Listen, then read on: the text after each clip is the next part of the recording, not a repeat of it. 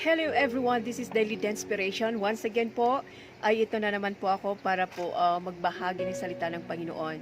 Kaya nga po na redeeming the time for the days are evil. So nandun po na every time that we have the opportunity po na mag-share ng word ng Panginoon, huwag po nating sayangin. Kaya andito naman po ako, mangungulit po sa inyo para mag-share po ng word ng Panginoon. Kaya ang ating pong topic for today is limiting God who is unlimited. So paano natin nililimitahan ng Diyos who is unlimited? In Psalm 78 verse 36 to 42 po, it says here, that but then they would flatter him with their mouths, lying to him with their tongues. Verse 37, their hearts were not loyal to him, they were not faithful to his covenant.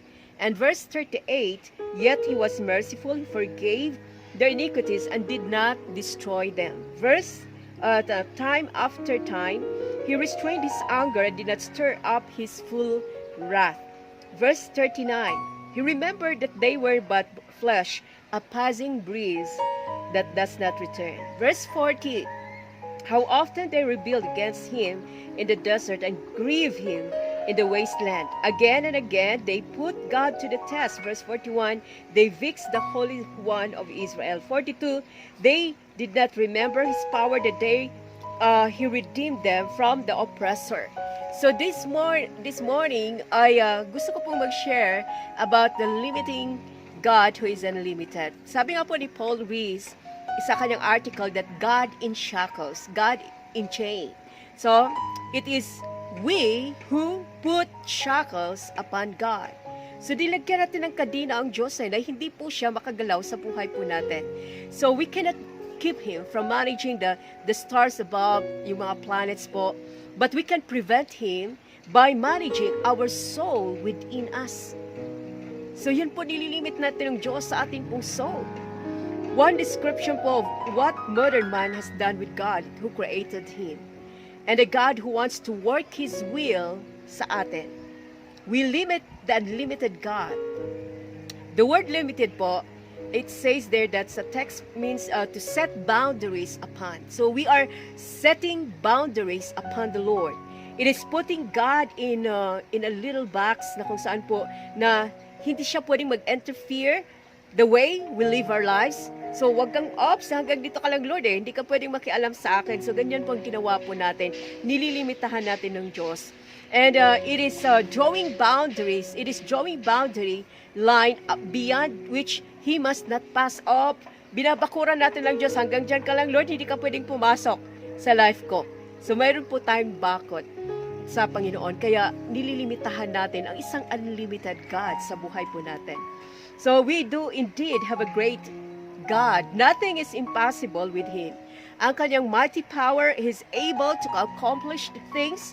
He is not bound by our human limitations such as time, yung ating space, yung ating place. But though God is not restricted sa kanya pong sarili, He is restricted in us. Sunod doon po na nalalagyan natin siya natin ng limitasyon sa buhay po natin. So, ito po yung ginawa po ng mga Israelites sa ating Panginoon according sa ating pong text po kanina na binasa po natin. So, they turned back and tempted God, the limited one of Israel. So, they turned back against the Lord. So, in Psalm, before Asaph recounts the history of Israel from slavery in Egypt to the time of the reign of King David. So he did this in order that the Jewish people would remember God's faithfulness in providing for them and God's mercy in protecting them throughout their existence as a chosen people of God.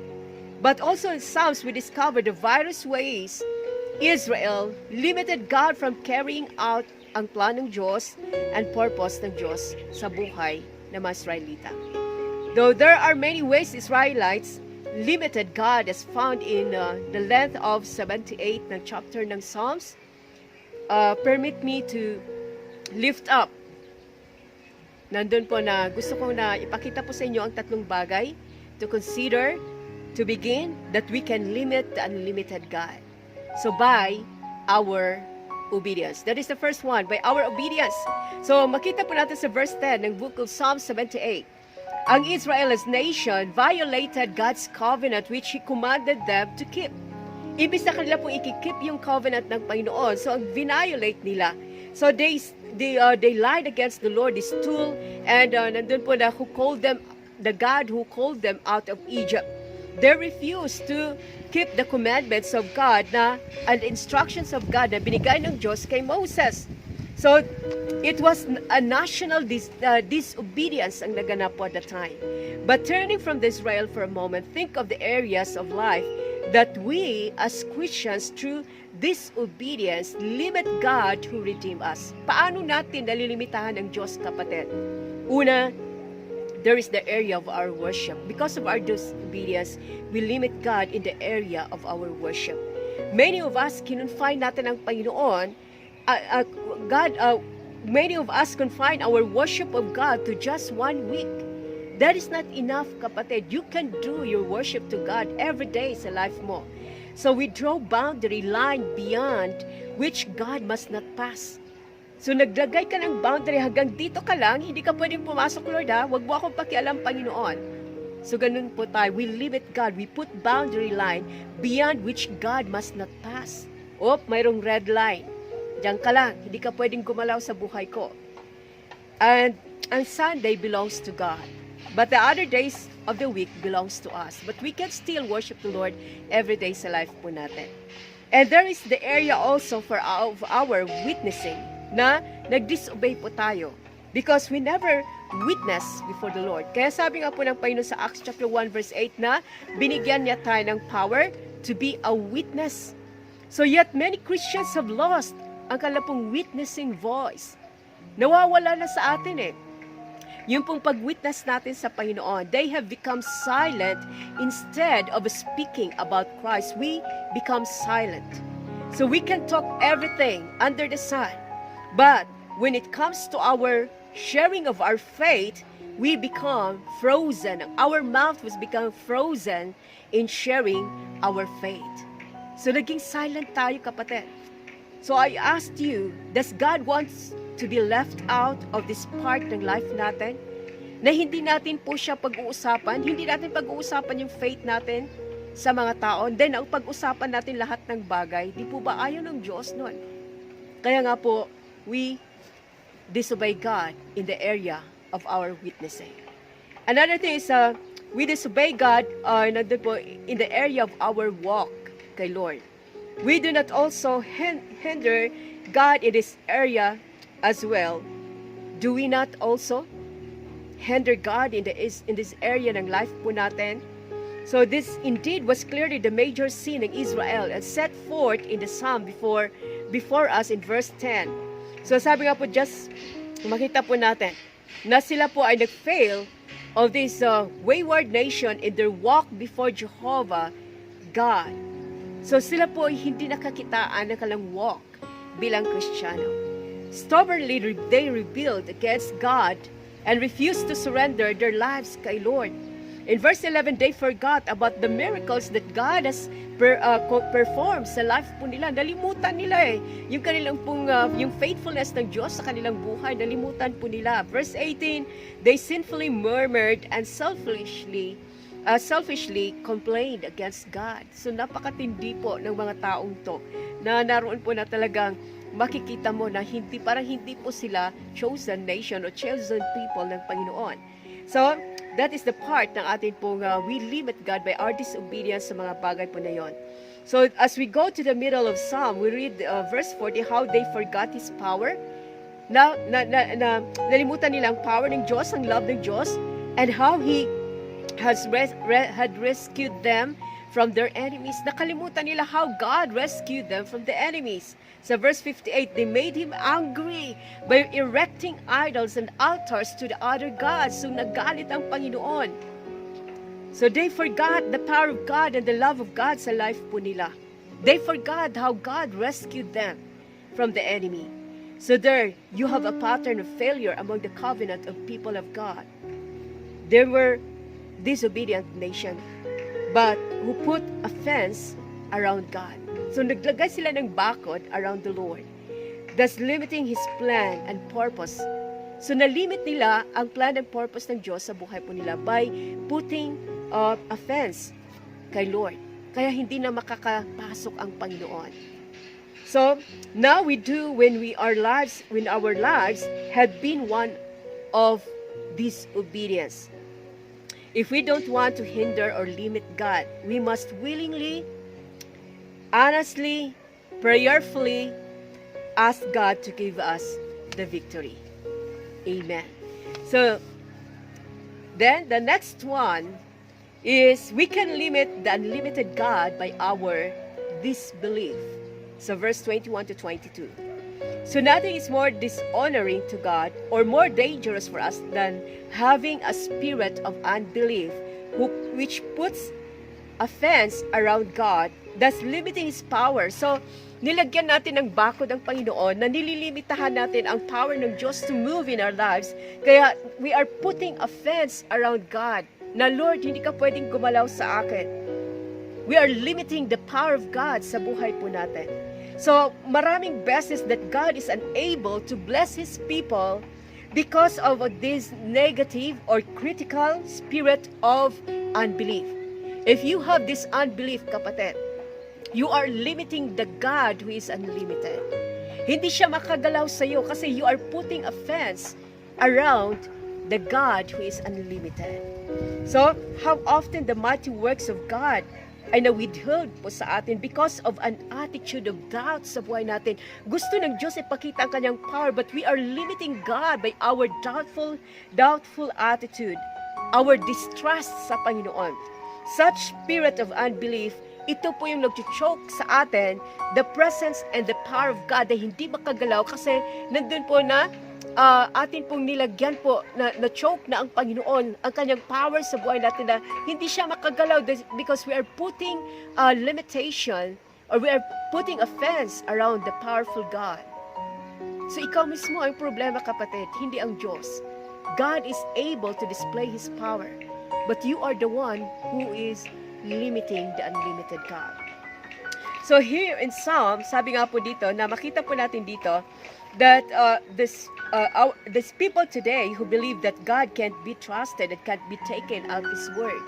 Maraming mga tao ngayon wala nang trust sa Panginoon eh. Maraming mga tao na hindi na naniniwala sa salita ng Diyos. So there is an atmosphere of unbelief today sa atin pong kapanahonan ngayon. And that is dishonoring God, and that is hindering God, His ability or His mighty work among us. Hindi makagalaw ang Diyos because of this unbelief. Kaya kapatid, sabi nga po dito na hindi siya makagalaw because of our spirit of unbelief. God wants to display His power, but we are the one who is limiting the unlimited God. So here in Psalm, before us, the writer was remembering the greatness of God to Israel. Verse 13. So nabasa po natin, God's power enabled them to cross the Red Sea. And in verse 19, we read how they limit God by refusing to believe that He could provide food there sa wilderness. So nalimit nila ang Panginoon, nagkaroon sila ng doubt na baka hindi sila isupply ni Lord ang kanila pong pangailangan na food sa wilderness. God provided the food.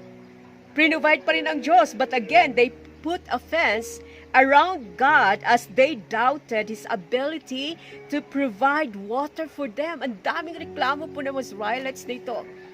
So they doubted God na baka hindi po i-provide ni Lord ang water. Kailangan nila ng water. Hindi tayo mabubuhay na walang tubig. So again, God provided the water in verse 20. At sabi nga po dito that, but even after all of these things na ginawa ng Diyos, they refused to believe that He could deliver them from the enemy. Wow, matinding disbelief po ito, kapatid. Ganyan po tayo minsan. Mayroon tayong spirit of disbelief, kaya hindi nakakagalaw ang Diyos sa buhay mo at sa buhay ko. So instead of enjoying sa provision ng Lord and being thankful sa provision ng Lord, ang mga Israelites na ito, they complained every time, in all time, sa life po nila. They always murmured, they always complained against God. And this lack of unbelief continued throughout their time in the desert until finally, na nandun po na, makita natin na sila po ay nakapasok na doon sa land na promise ng Lord. Now, faith is very important sa life po ng isang Christian. Very important ang ating pananampalataya. Remember the time the disciples asked, why couldn't we cast the demons out? Sabi ng mga disciples. And he told the reason. Sabi ng Panginoon Jesus, and Jesus said, because of your little faith. Kaya hindi nyo na-drive out ang demons. So even Hebrews 11 verse 6, without faith, it is impossible to please God. So very important sa life natin bilang Kristiyano ang ating pong pananampalataya. The Bible makes a great deal ng ating faith. It teaches us that there are levels ng faith po natin. Merong little faith, na kung saan po ito yung faith na ginamit ng disciples, na kung saan po they never cast out the demons on that man. And nandun po sabi na, at nandun po, even po nung nandun sila sa storm, this is a little faith, at nandun po sila po yung nagpapanik na. And then the Lord, nandun lamang po si Lord, lying down doon sa side. And then ginising na, Lord, hindi ka ba? Don't you not care about us? Malulunod na tayo? We will be drowned. And then the Lord, sa Matthew chapter 8, verse 26, and Jesus said, why are you so fearful, O you of little faith? That is the little faith. Na kung saan po nag-distrust kay Lord, nagkulang sa kanyang pananampalataya sa Diyos. And God rebuked the wind because He is a powerful God. Amen. So there is also a large faith. Meron din pong large faith na sinasabi. This is the kind of faith that believes God is going to do what He promised. This is a faith. Kailangan natin ng faith na ito, kapatid. Large faith na sinasabi. It is the kind of faith na na-demonstrate ni Abraham sa life po niya. And when God told him that He would give him a son, and he himself would be the father of the great nation, Abraham believed that God would accomplish ang kanyang promise throughout the age of 100. He was too old to be a father. But God, nandun po accomplished ang promise niya kay Abraham. That is the faith, the kind of faith God wants sa atin po. Now we must not, by unbelief, limit this unlimited God. God has guaranteed His promises. God guaranteed His word and honor and the pledge of their fulfillment. So magiging sinungaling ang Diyos pag hindi po niya naganap yan sa buhay po natin. Kaya we must claim this kind of faith, the large faith like Abraham. So remember, delay is not denial when it comes to the promises of God. He promised mankind a Redeemer, and though God waited for 1,000 years to send, Jesus finally came. Amen. He promised Sarah a son, and though it took 25 years to happen, it eventually come true. And He promised Jeremiah the captive Jews who would return from Babylon. It happened after 70 years na naganap. He promised Daniel that at some definite time in the future, Jesus the Messiah will appear. And though it has not yet come to pass, mga kapatid, ang promises ng Lord ay totoo. I offer you today the promise of God Himself that one day it will literally be fulfilled sa buhay mo at sa buhay ko. Finally, we come in the number 3. We can limit God, and we can limit the unlimited God by our deceitfulness. Verse 36 to 37. The word deceit, according to the dictionary, means concealment of a perversion of the truth for the purpose of misleading. So it is pretending to possess the quality na para po bang mayroon kang faith pero hindi mo naman ginagamit, hindi mo pinapakilos yung faith mo. That is deceitfulness, which would make others believe that we have them pero hindi ka naman nag-trust sa Lord eh.